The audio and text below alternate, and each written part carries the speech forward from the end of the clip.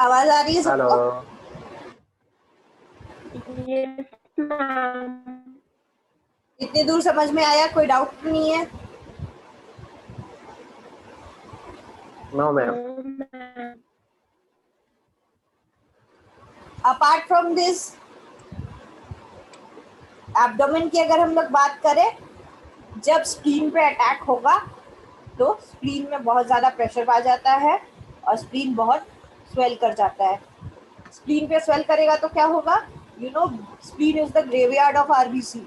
RBC का 120 days का life span जब खत्म हो जाता है यस तो मैम। आरबीसी स्प्लीन में आते हैं और वहां वो डिस्ट्रॉय हो जाते हैं और बिलिरुबिन बनता है फिर उनसे, राइट? याद है अगर क्लिनिकल बायोकेम तो? Yes ma'am. ठीक है। भूल गए।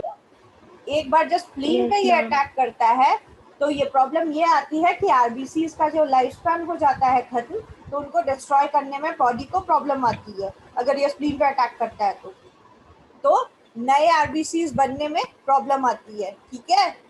क्योंकि ऑक्सीजन कैरिंग कैपेसिटी बॉडी की कम हो जाती है। Yes ma'am. Clear? Yes ma'am. Repeat करवाना मैम, रिपीट। मंदिर तू कहाँ रहता है?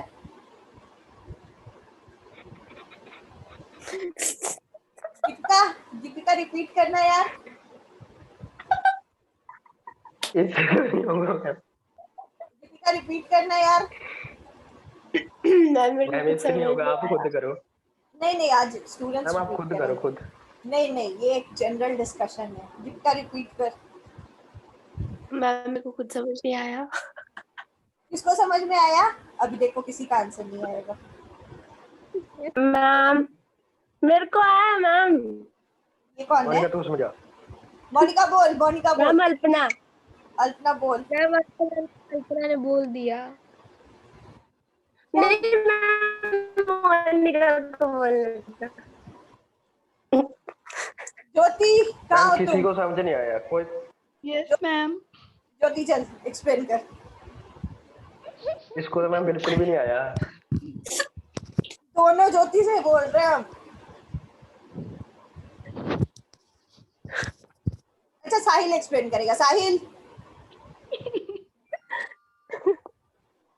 मोनिका तू हंसना बंद कर।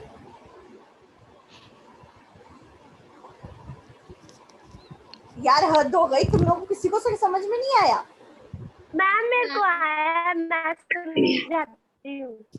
हाँ तो समझा। मैम आपने बता। बताया, मैम आपने बताया कि अगर ये इन्फेक्शन जो है स्प्लीन में हो जाता है तो जैसे स्प्लीन का काम क्या होता है कि जो हमारी बॉडी में रेड ब्लड सेल्स होते हैं उसको मतलब कि जो खत्म हो जाते हैं 120 डेज का साइकिल जिनका कंप्लीट हो जाता है वो टूट के वहां पे बिलिरुबिन बनता है। तो वो प्रोसेस में जो है मतलब वेरिएशंस आने लगती है, प्रॉब्लम क्रिएट होने लगती है जिसकी वजह से ऑक्सीजन लेवल बॉडी में कम होना शुरू हो जाता है। राइट, समझ में आया? Yes ma'am. स्किन में अगर होगा तो jaundice, blister formation, yes ma'am. ये सारे सिम्टम्स हैं, ठीक है? जो नर्व्स हैं उनमें ऑब्स्ट्रक्शन आने लगती हैं कई बार अगर ये स्किन में होता है तो, ठीक है? सर्कोसिस जिसको कहते हैं। वाइटल साइंस क्या है? फीवर, एलर्जिक रिएक्शन, ठीक है? अगर सिस्ट लीक करने लगा है या रप्चर हो गया है तो it will lead to hypotension, ठीक है? Yes ma'am. लंग्स में अगर है तो सांस लेने में प्रॉब्लम आएगी। कंसोलिडेशन, जो एयर पैसेज है उसका ऑब्स्ट्रक्शन होगा और सांस सही से नहीं जाएगी। इनटेक में प्रॉब्लम आएगी आपको, ठीक है? एक्सट्रीम अगर लेवल पहुंच गया है that means your bones have been attacked and your bones have become tender. Brittle हो जाते हैं बोन्स, इजीली ब्रेक हो जाते हैं, ठीक है? ब्रेन बोन्स में बहुत ज्यादा टेंडरनेस आ जाती है या उसके ऊपर मास अक्यूमुलेट होने लगता है। Clear guys? Yes ma'am. Diagnosis कैसे होता है? सीटी स्कैन, कई बार बाइल टेस्ट से भी होता है, ठीक है? Yes ma'am. रूटीन हेमाटोलॉजी जब टेक्निक्स फॉलो होगा जिसमें आपके total leucocyte counts, eosinophil counts वो सारे लेते हैं, उसमें भी पता चलता है ये टू सम एक्सटेंट, ये हमें वो मिल जाता है, साइंस मिल जाते हैं कि सिस्ट फॉर्मेशन हो रहे हैं बॉडी में रूटीन हेमाटोलॉजी करके। ठीक है, यस मैम। बाकी सारे टेस्ट सेरोलॉजी पे डिपेंडेंट है। सेरोलॉजी कौन पढ़ा रहा है? पता ही। माइकोलॉजी किसने पढ़ाया है तुम लोग को? इम्यूनोलॉजी, माइकोलॉजी बोथ सेम में? मैम फिर तो कंसेप्ट क्लियर ही होगा। सेरोलॉजिकल टेस्ट का कंसेप्ट क्लियर है ना? इलाइजा वगैरह जो हम लोग करते हैं वो सेरोलॉजी के लिए करते हैं। Yes ma'am. Basophil count, radio allergens का absorbance test, latex agglutination test, immunoelectrophoresis, ये सारा हम लोग इम्यूनोलॉजिकल स्टडी के लिए करते हैं, जिसमें हम लोग बॉडी फ्लूइड्स की स्क्रीनिंग करते हैं और पता करते हैं कि उसमें क्या प्रॉब्लम है। तो एक बार अगर सिस्ट डेवलप होने लगे तो ये जो फ्लूइड्स हैं इनका इलेक्ट्रोलाइट का जो बैलेंस है या इलेक्ट्रोलाइट का जो क्या क्या इलेक्ट्रोलाइट्स उसमें प्रेजेंट है वो सारा स्ट्रक्चर चेंज होने लगता है। ठीक है, तो कई बार सिस्ट से हम लोग उस पानी को निकाल के उसका इम्यूनोलॉजिकल सेरोलॉजिकल स्टडी करते हैं।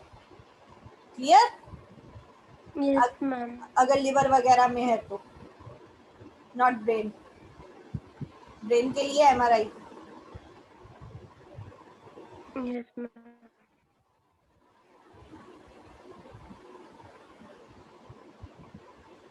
ये तो पता चल गया कि सिस्ट का फॉर्मेशन। अब सिस्ट धीरे धीरे ग्रो करता है, जैसे मैंने तुम लोगों को पहले बताया, राइट? 1 से 3 सेंटीमीटर ये 1 साल में ग्रो करता है। वो टेस्ट कैसे करेंगे कि सिस्ट कैसे कैसे ग्रो कर रहा है, उसकी मॉनिटरिंग कैसे करेंगे? वो सीएफटी के थ्रू करते हैं हम लोग। क्लियर? कॉम्प्लीमेंट फिक्सेशन टेस्ट, उसके थ्रू करते हैं हम लोग सिस्ट की मॉनिटरिंग। ठीक है, इलाइजा वगैरह हम लोग उसके डिटेक्शन के लिए करते हैं। बाकी सारे स्ट्रेस इनिशियल स्क्रीनिंग के लिए करते हैं, कंफर्मेशन के लिए करते हैं वो सारे टेस्ट, लेकिन सिस्ट ग्रो कैसे कर रहा है उसकी मॉनिटरिंग के लिए हम लोग सीएफटी टेस्ट यूज करते हैं।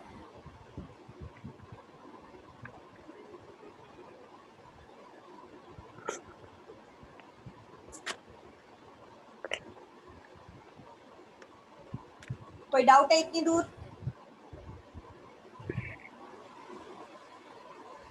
No ma'am.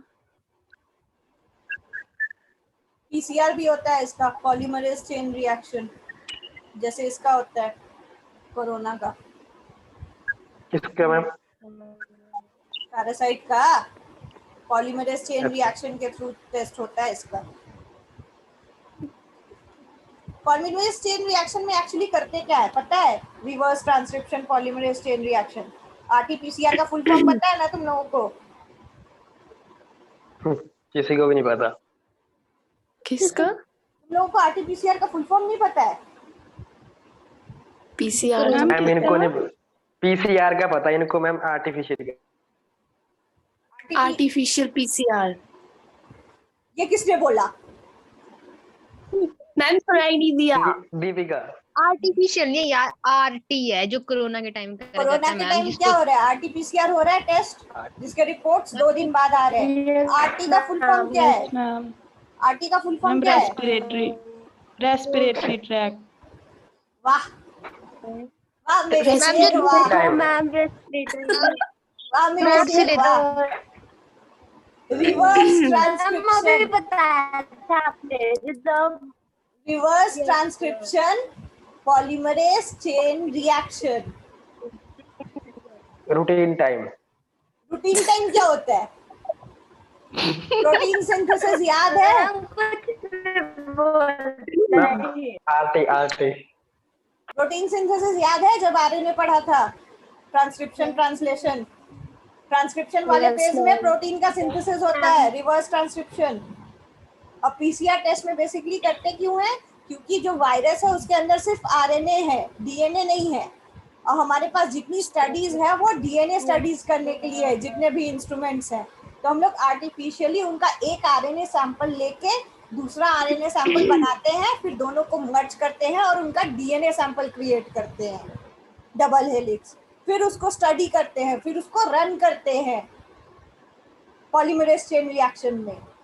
और कितने रन्स में पता चल रहा है कि वो वायरस आपके अंदर है, ये डिपेंड करता है। कई बार 5 रन्स में पता चल जाता है, कई बार 3 रन्स में पता चल जाता है, कुछ लोगों के 35 to 40 रन्स में पता चलते हैं।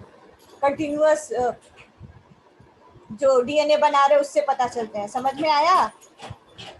Yes ma'am. तो जिसका जितना ज्यादा रन ले रहा है उतना अच्छा है। अगर कम रन में पता चल जा रहा है मतलब इन्फेक्शन बहुत ज्यादा है। जिसको सांस लेने में दिक्कत है मैम उसको ज्यादा है। जी नहीं, जिसको सांस लेने में दिक्कत है उसका 1-2 रन में ही पता चल जाएगा, क्योंकि वायरस का अमाउंट उसके लंग्स में बहुत ज्यादा होगा। यस जो एसिम्प्टोमेटिक हैं, जिनको कोई सिम्टम नहीं है, उनका 40 to 50 रन लेता है। Okay ma'am. ठीक है। अब अगर इस मैम। पेप्टाइड की बात करें तो इसको भी हम लोग पीसीआर से डिटेक्ट कर सकते हैं। हम लोग क्या करते हैं, पीसीआर के थ्रू इसके आरएनए का भी एक एग्जैक्ट कॉपी बनाते हैं, फिर उन दोनों आरएनए को मर्ज करके डीएनए का डबल हेलिक्स बनाते हैं, फिर उसको स्टडी करते हैं पीसीआर पॉलीमरेज चेन रिएक्शन के थ्रू। कोई डाउट इतनी दूर? मैम एक क्वेश्चन था मेरा। बक- हेलो बको मैम, कोरोना की वैक्सीन लगाना जरूरी है या नहीं है? जरूरी है। मैम मना तो कर रहे हैं कि 18 वालों को तो मना कर दिया कि जा रहे हैं। किसको मना कर दिया? मैम जो अडल्ट है जैसे मैम चिल्ड्रंस वगैरह उनको तो मना कर रहे हैं। As Children. 18 मैम तक को मना किया है। मैम उससे ऊपर वालों को भी मना कर रहे हैं वो। नहीं मना करे, किसने मना किया भाई? मैं खुद गया था। कौन है आपके ये सूत्र, कौन है? मैम मैं खुद गया था हॉस्पिटल। अच्छा, तो तुझे देख के उसको लगा होगा कि इसके अंदर एंटीबॉडीज ऑलरेडी हैं, तो इसको क्या जरूरत है लगाने की? नहीं नहीं नहीं मैम, ऐसा कुछ नहीं है। क्या बोला उन्होंने? मैम वो बोलते हैं अभी नहीं आपको लगेगा। अरे यार, अरे उनके मैम पास वैक्सीन का डोज नहीं है इसलिए बोला है। मैम Yes, नहीं मैम ma'am. सब कुछ था मेरे पास। Yes ma'am. नहीं है वैक्सीन का डोज मैम, नहीं, अभी उनके खत्म पास हो गया है, अपनी वैक्सीन का लगी मैम डोज है। नहीं है। सेकंड डोज भी तो लगनी है अभी लोगों को। उसको बचा के रख रहे हैं ताकि जो सेकंड डोज है उसको वो पूरा कर सके, क्योंकि बिना Yes, सेकंड ma'am. डोज के फर्स्ट डोज यस इनएफेक्टिव है। मैम। मैम अभी तक तो यहाँ पे किसी ने लगवाया नहीं हमारे तो यहाँ। यहाँ भी नहीं लगा है, यहाँ पे भी नहीं लगा, बिकॉज वैक्सीन के डोज है ही नहीं, खत्म हो चुकी है। जिसको लगाने के लिए बोलते हैं वो लगाता ही नहीं है। वो तो इंसान डर के मारे नहीं लगा रहा है कि मुझे कुछ हो जाएगा वैक्सीन लगाने के बाद, मैं मर जाऊंगा। मैम फीवर आ जा रहा है ना, थोड़ा तो डर जा रहे हैं सारे। हाँ एग्जैक्टली। अल्प अंतिम संस्कार होगा सीधा।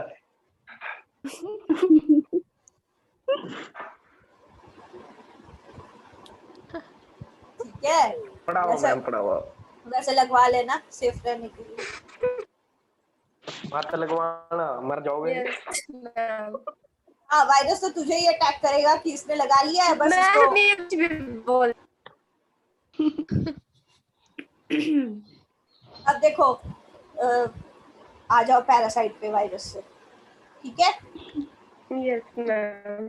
इसको अगर तुम्हारे में इन्फेक्शन बहुत ज्यादा फैल गया है तो इसको हम लोग एक्सरे से भी डिटरमिन कर सकते हैं। एक्सरे में क्या होगा, अगर आपके बोन्स अफेक्टेड हो गए हैं तो कैल्सिफिकेशन शो होगा एक्सरे में। आई विल शो यू। दिख रहा है? Yes, ma'am. कैल्सिफिकेशन Yes, दिख रहा ma'am. है? कैल्सिफिकेशन मतलब अक्यूमुलेशन ऑफ कैल्शियम, थोड़ा थोड़ा वो जगह शाइन करने लगती है जहाँ पे कैल्शियम का Yes, अक्यूमुलेशन है। तो बेसिकली इसके लंग्स में ये कैल्शियम का अक्यूमुलेशन होने लगा है, लंग्स वाले पार्ट में, रिब्स में। ठीक है, तो इसका एक्सरे ऐसे आ रहा है अगर इसके अंदर पैरासाइट है तो। Clear guys? Yes, ma'am.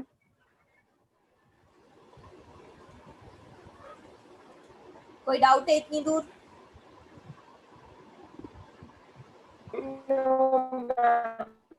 दूसरा अल्ट्रासाउंड करोगे तब भी पता चल जाएगा। अल्ट्रासाउंड पता है ना कैसे होता है, स्क्रीन पे देखी जाती है।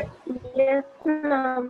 तो वो कैल्सिफिकेशन, वो सिस्ट वॉल वगैरह स्क्रीन पे दिख जाते हैं अगर अल्ट्रासाउंड करोगे पेशेंट के तो। ठीक है, अब ये हाइड्रेटेड सिस्ट के ना टाइप्स है, type 1, type 2, type 3, type 4 and type 5। जो टाइप 1 है उसमें बेसिकली जो है वो सिस्ट के अंदर फ्लूइड होगा। ठीक है, सिंपल एक सिस्ट Yes, होगा और उसके अंदर फ्लूइड होगा। टाइप 2 में जो सिस्ट का वॉल है जिसमें फ्लूइड एक्यूमुलेट होगा वो स्प्लिट होगा थोड़ा सा। ठीक है, हल्का सा उसके बीच में एक छोटा सा स्प्लिट आएगा, या कह सकते हो एक बाइफर्केशन आएगा। ठीक है, बीच में या साइड में कहीं भी। टाइप 3 में वो हल्का सा जो स्प्लिट आ रहा है वो पूरा एक सेप्टम फॉर्म करेगा और सिस्ट को 2 पार्ट में डिवाइड कर देगा। क्लियर?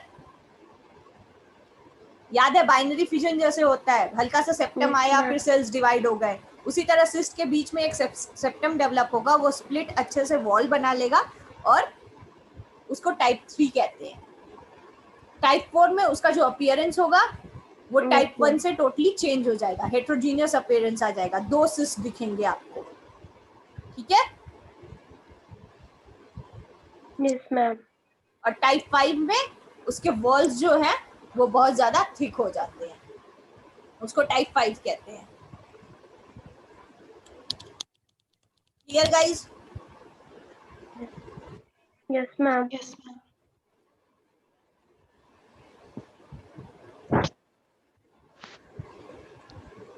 ग्रुप 1 जो एक्टिव ग्रुप है, ग्रुप 1 एक्टिव ग्रुप, उसमें सिस्ट जो है वो 2 सेंटीमीटर से ज्यादा बड़े होते हैं और बहुत ज्यादा फर्टाइल होते हैं। दैट मीन्स कि वो लार्वा मैच्योर हो रहा है। ठीक है, फर्टाइल होते हैं, मैच्योर होता है और वो उसके रिप्रोडक्टिव ऑर्गन्स बन रहे हैं। ठीक है, ग्रुप 2 जो होता है वो ट्रांजिशन ग्रुप होता है, जिसमें सिस्ट जो है वो डीजेनरेट करना शुरू कर जाता है। ठीक है, पहले में सिस्ट Yes, ma'am. 2 सेंटीमीटर से ज्यादा बड़ा हुआ है, एक्टिव ग्रुप में 2 सेंटीमीटर से ज्यादा बड़ा हो चुका है और फर्टाइल हो चुका है, और दूसरे में ट्रांजिशन ग्रुप जो है सिस्ट जो है वो डीजेनरेट करने लगता है। तीसरा जो है इनएक्टिव ग्रुप, उसमें कैल्सिफाइड सिस्ट होते हैं। ठीक है, सिस्ट टोटली डीजेनरेट कर चुका है और वो उसमें कैल्शियम अक्यूमुलेशन हो गया है। Clear guys?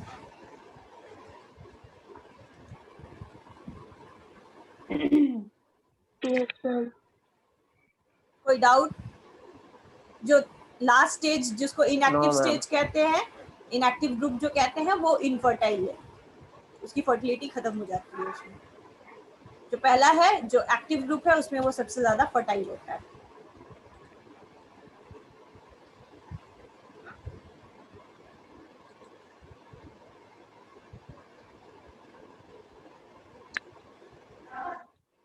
अगर इसका हम लोग अल्ट्रासाउंड इमेज देखें तो हमें छोटे छोटे छोटे छोटे हनीकॉम लाइक स्ट्रक्चर्स दिखेंगे, सेपरेशंस दिखेंगे, सिस्ट के बीच में पानी भरा है। I will show you the pic. ये दिख रहा है, ये वाला पोर्शन सबको दिख रहा है? इसी को इलैबोरेट Yes, किया ma'am. गया है इसमें। Basically it is an active stage जब सिस्ट टोटली फर्टाइल है, the size of the cyst is more than 2 centimetre, right, and ये टोटली फर्टाइल है। Basically it is forming honeycomb like structures. ये honeycomb मतलब छोटे छोटे पार्ट्स में ये बीच में वॉल्स आ रहे हैं, जो सेप्टम्स आ रहे हैं, जो मैंने तुम लोगों को बताया था। टाइप 2 में सेप्टम्स आने लगते हैं ना, टाइप 2 टाइप 3 वो है ये। क्लियर? ये आगे जाके स्प्लिट हो जाएगा, रप्चर हो जाएगा। ये उसका अल्ट्रासाउंड इमेज है। Clear guys? Yes, ma'am. Yes ma'am. Yes, ma'am.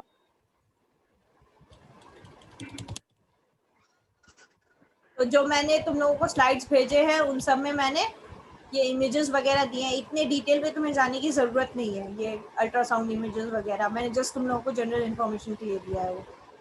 ठीक है, next we detected through CT scan. CT scan पता है ना, एक मशीन के अंदर जा भेजते हैं और ये कौन है? हाँ, आवाज कट रही है आपकी मैम। एक मशीन के अंदर भेजते हैं, फिर उस पार्ट पे फोकस किया जाता है जहाँ पे स्कैन करना है। सिटी स्कैन होते हुए देखा है कभी?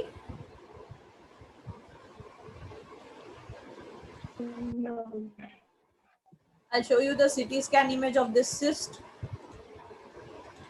ये देख रहे हो, ये लिवर का पार्ट है, लिवर का लेफ्ट लोब है, ये उसका सिटी स्कैन का इमेज है। ये फॉर्मेशंस देख रहे हो, ये सिस्ट का फॉर्मेशंस है। क्लियर?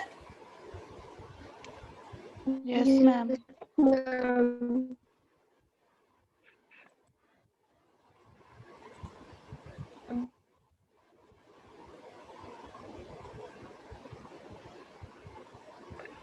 इसको और इलेबोरेट करके दिखा रहे हैं हम तुम लोगों को। वो सिस्ट, वही सिस्ट है, ये देखो, ये नॉन कैल्सिफाइड है क्योंकि वाइट अपीयरेंस नहीं है ना इसमें। दैट मीन्स इसमें कैल्शियम का अक्यूमुलेशन नहीं हुआ है। कई बार सिस्ट में कैल्शियम का अक्यूमुलेशन हो जाता है और उसको कैल्सिफाइड सिस्ट कहते हैं। ठीक है, at last stage. Clear? Okay. Mandeep बहुत थक गया है। इतना तो हम बोल सोने का टाइम हो गया। इतना तो हम बोल के नहीं थके जितना वो सुन के थक गया है। सिटी स्कैन में इसको इजीली मेजर किया जा सकता है। सिटी स्कैन में इसको इजीली मेजर करके बता देते हैं। कभी देखा होगा अगर होते हुए, तो वो डायमेंशन वगैरह इस तरह सिस्ट का बता देते हैं कि आपका ये सिस्ट है, यहाँ पे लोकेटेड है और उसका ये डायमेंशन है। ठीक है, मशीन उसको ऑटो डिटेक्ट कर लेती है। Yes, ma'am.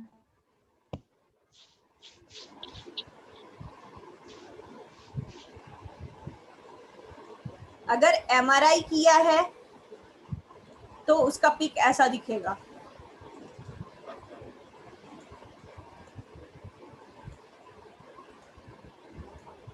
दिख रहा है? एक सेकंड, अब दिख रहा है? अगर MRI किया है तो सिस्ट का फॉर्मेशन ऐसा दिखेगा। जनरली ये ब्रेन का है, ब्रेन का MRI किया हुआ है और ब्रेन में जो कैल्सिफाइड सिस्ट फॉर्म हुए हैं उसका MRI है। ये आपके साइनेप्सेस और नर्व्स है, डेंड्राइट्स वगैरह। क्लियर? Yes ma'am.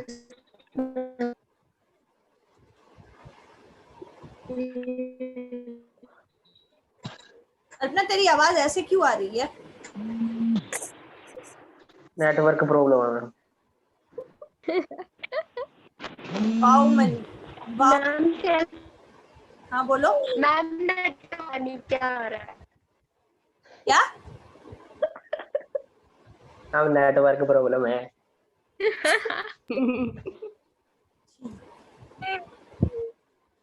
इसके पार्ट लिवर फंक्शन। ये किसका मोबाइल वाइब्रेट कर रहा है यार? ज्योति का।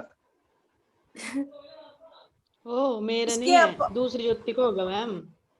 इसके पार्ट लिवर फंक्शन ज्योति हो गया। अब मैं बोलूं? Yes ma'am. इसके पार्ट लिवर फंक्शन टेस्ट करते हैं सारे। अगर किसी को सिस्ट फॉर्मेशन है तो एंजियोग्राफी करते हैं। ठीक है, और रेडियो न्यूक्लियाइड स्कैन करते हैं। रेडियो न्यूक्लियाइड स्कैन में बेसिकली MRI और CT स्कैन वगैरह ही आते हैं। क्लियर?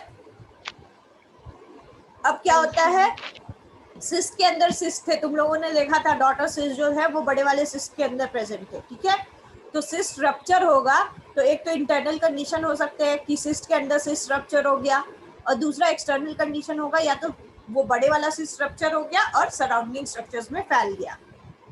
समझ में आया? Yes ma'am.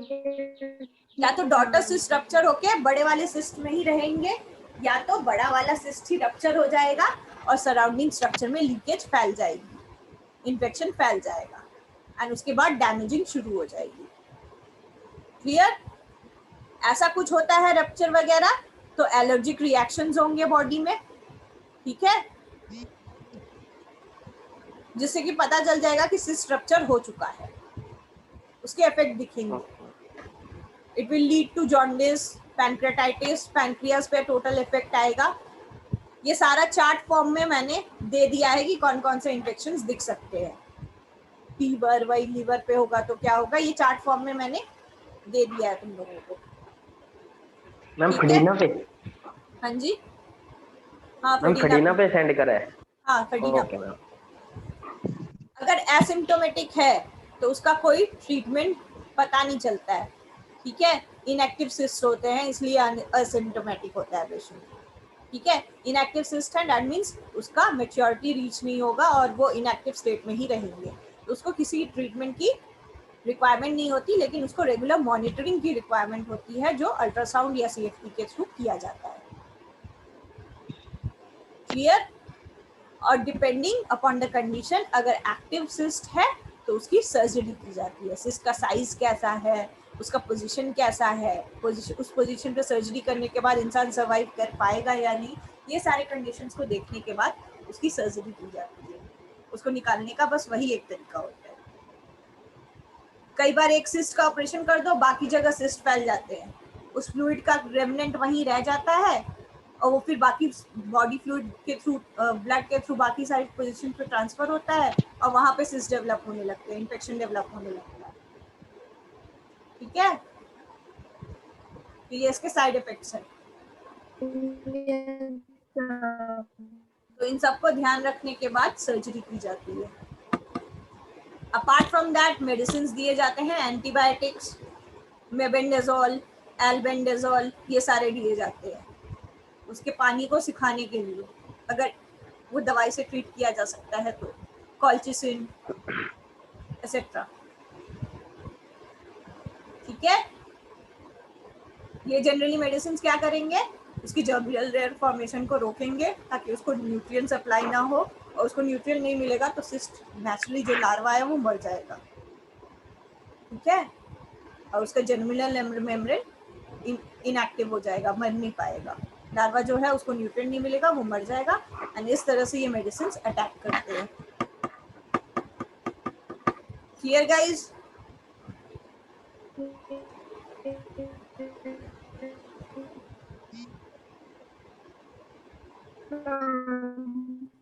Last but not least, कई बार बहुत ज्यादा हो जाने के बाद सर्जरी भी इफेक्टलेस होती है, तो हम लोग उसको कीमोथेरेपी के लिए रेकमेंड करते हैं, जिसमें रेडिएशंस दिए जाते हैं और सिस्ट को ट्रीट किया जाता है, ठीक है, क्योंकि उसको सर्जरी के थ्रू नहीं निकाला जा सकता, तो उसकी कीमोथेरेपी होती है। जैसे कैंसर की कीमोथेरेपी होती है वैसे उसकी भी कीमोथेरेपी होती है, ठीक है। एल्बेंडाजोल दिया जाता है, प्रेसिक्वेंटल दिया जाता है 2 वीक्स। ड्रग्स बहुत स्ट्रांग होते हैं इसलिए। अगर हम सर्जरी की बात करें तो ओपन सर्जरी भी हो सकता है और लैप्रोस्कोपी भी हो सकता है। लैप्रोस्कोपी पता है ना सबको, 4 छेद करते हैं बॉडी में, एयर भरते हैं और फिर स्क्रीन पे देख के आपके उस पर्टिकुलर सर्जरी करते हैं, उसको लैप्रोस्कोपी कहते हैं। उसको मिनिमल इन्वेसिव कहते हैं क्योंकि उस शरीर को काटने की जरूरत नहीं पड़ती, टाका वाका नहीं लगता उसमें। और ओपन सर्जरी भी की जाती है, अगर ब्रेन वगैरह है तो उसकी ओपन सर्जरी होगी, लंग्स वगैरह की। Clear guys? अगर सर्जरी कर रहे हैं तो 5 चीजों को ध्यान में रखना होता है। पहला कि सिस्ट को टोटली रिमूव किया जाए, सिस्ट निकालते समय कोई स्पिलेज ना हो, सिस्ट फटे ना, ठीक है। और सिस्ट निकाल रहे हैं तो उसके एडजेसेंट स्ट्रक्चर में वो टच ना हो, उसका जो लिक्विड है उसके एडजेसेंट स्ट्रक्चर में वो टच ना हो। लिक्विड टच होगा तो क्या होगा, इन्फेक्शन फैलेगा, ठीक है। तो इन चीजों को ध्यान में रखते हुए उस सिस्ट को निकाला जाता है। Clear guys? Yes ma'am. और इन सब चीजों के लिए एजेंट्स यूज होते हैं, जैसे सिल्वर नाइट्रेट, इथेनॉल वगैरह, ये सब यूज होते हैं। क्लियर है इतना?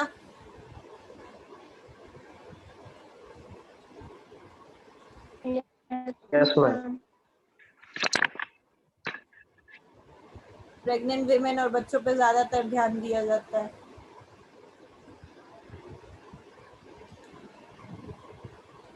कोई डाउट है तो पूछ लो।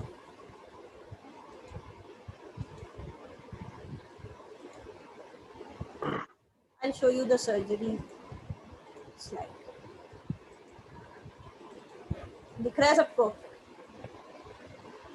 Yes ma'am. Yes ma'am. ये आपका कौन सा सर्जरी है? ओपन सर्जरी है, राइट? पूरा काट के निकाल रहा है। Yes ma'am. एब्डोमिनल कैविटी के मिडिल में कट मारा है और हाइड्रेटेड सिस्ट को निकाल रहे हैं। लिवर इन्फेक्टेड है बेसिकली, ये वाला पार्ट जो है लिवर उससे Yes, इन्फेक्टेड है।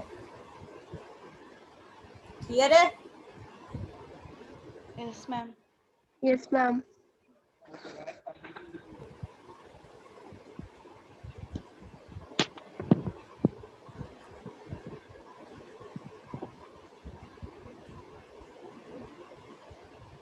इसके आगे देखने का मेरा कोई मन नहीं है। तुम लोगों को देखना होगा देख लेना, मैंने स्लाइड्स में डाल दिया है, वरना हम खाने नहीं खा पाएंगे। दिखाओ मैम एक बार। हाँ देख लेना तुम लोग देख लेना, मेरे को देखने का कोई मन नहीं है इसके आगे। ठीक है, तो this was about hydrated disease of liver and body, hydrated cyst. ठीक है,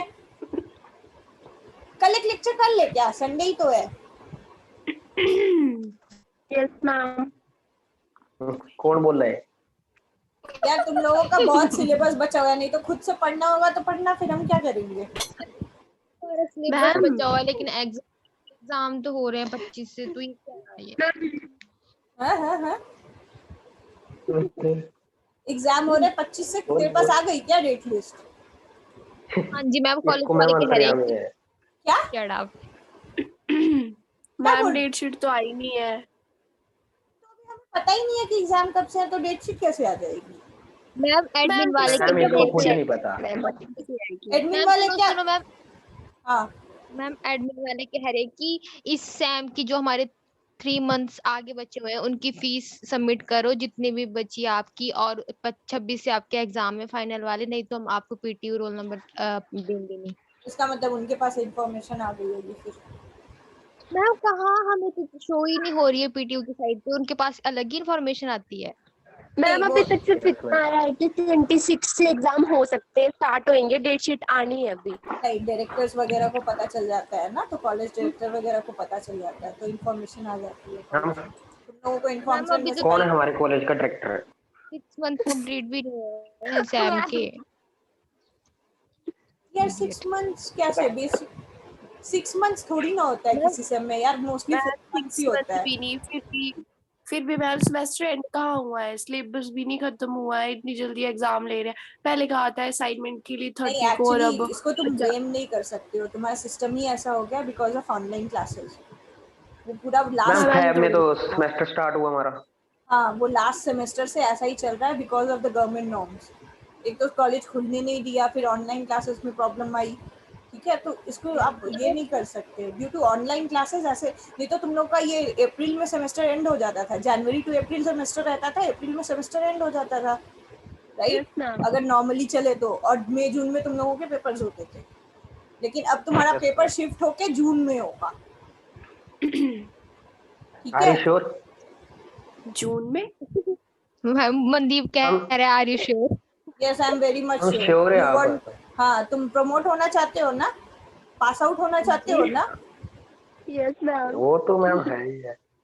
तो आई एम वेरी श्योर। ठीक है, और बाकी सारे सेमेस्टर्स Okay, इनको नेक्स्ट सेमेस्टर टाइम पे शुरू करना है, तो बिकॉज अभी सेकेंड सेमेस्टर अभी जस्ट स्टार्ट हुआ है। तुम लोग का तो फेब से स्टार्ट हो रहा था, सेकेंड सेमेस्टर अभी अप्रैल में शुरू हुआ है। उनका सोचो कहाँ जाएगा एग्जाम। वो तो मैम अभी 2 साल है और कॉलेज में। हाँ तो फिर भी डिले तो हो रहा है यार, 2 साल है तो क्या हुआ, ये टाइम डिले तो सबका हो रहा है ना।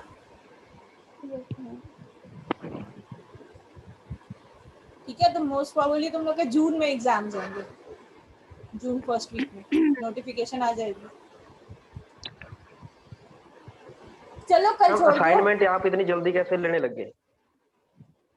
तुम्हारा यार क्लियरेंस होने वाला है, तुम्हारा फाइनल एग्जाम आने वाला है, तुम पूछ रहे हो असाइनमेंट कैसे लेने लग गए? क्यों मेरे को तुम्हारे इंटरनल्स क्लियर नहीं मैम करने आपने क्या? 30 यस तो मैम। डेट 30 चेंज को हो बोला गई है। आपने तो। हाँ 30th बोला था, तो डेट चेंज हो गई है, तो मैं क्या करूँ? तुम्हें इंटरनल क्लियर नहीं करवाने तो मत सबमिट करो। नहीं मैम वो तो करवा ही देंगे हम। फिर ये अजीब सा क्वेश्चन क्या है मंदी? एक तो तुम्हारे फेवर में हम कर रहे हैं, ऊपर से तुम ऐसे क्वेश्चन कर रहे हो।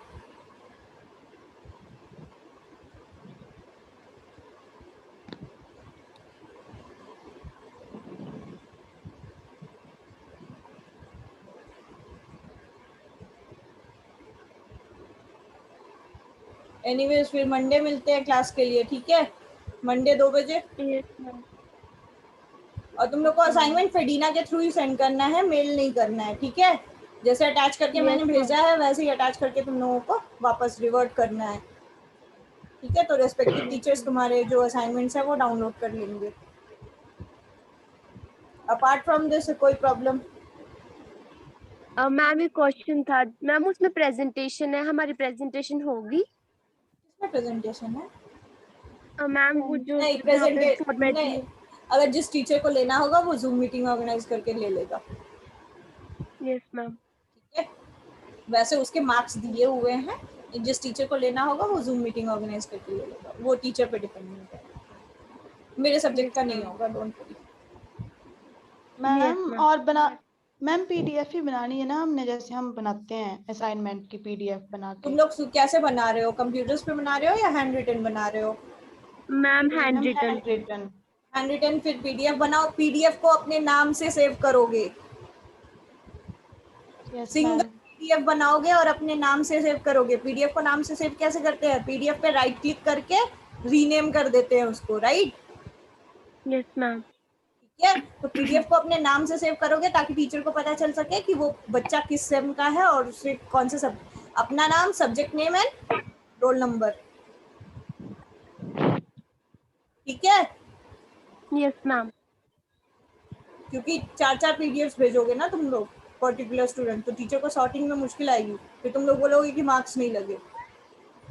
मैम टीचर के सब्जेक्ट को सेंड करनी है या फिर मतलब सब्जेक्ट की टीचर को send करनी है? जैसे तुम लोगों को मिला है असाइनमेंट वैसे सेंड करो, जिस सब्जेक्ट टीचर का जिससे मिला है वैसे सेंड करो। उसके स्टेप्स तुम लोगों के फेडिना पे दिए हुए हैं, मैसेज आया होगा तुम लोग को सबमिशन ऑफ असाइनमेंट्स के ऊपर, अपलोडिंग ऑफ असाइनमेंट्स के ऊपर, वो स्टेप्स फॉलो करने हैं।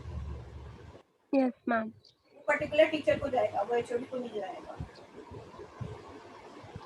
Okay ma'am. ठीक है? Yes ma'am.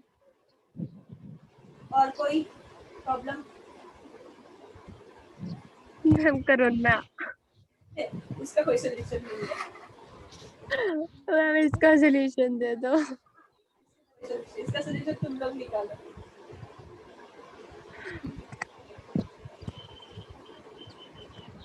ठीक है गाइस, फिर मंडे मिलते हैं 2 बजे, ओके? Yes ma'am. ओके चलो, बाय, टेक केयर।